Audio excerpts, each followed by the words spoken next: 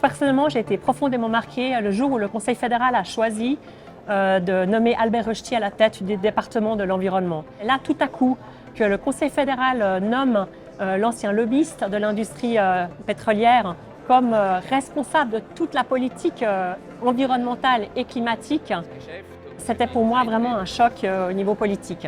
Für mich ist die Verkehrspolitik natürlich ein zentrales Dossier.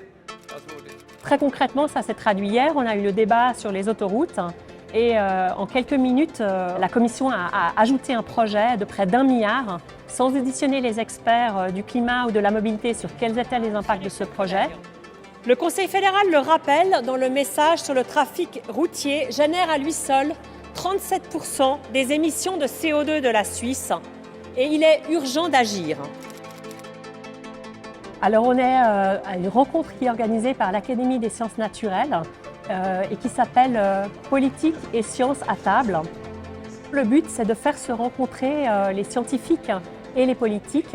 Et le thème aujourd'hui, c'est la question de la biodiversité. Pour les Verts, c'est clair que c'est fondamental de se baser sur la recherche pour vraiment entendre leur message d'alerte et mettre en place des politiques publiques comme il le faut pour préserver la nature au sens large.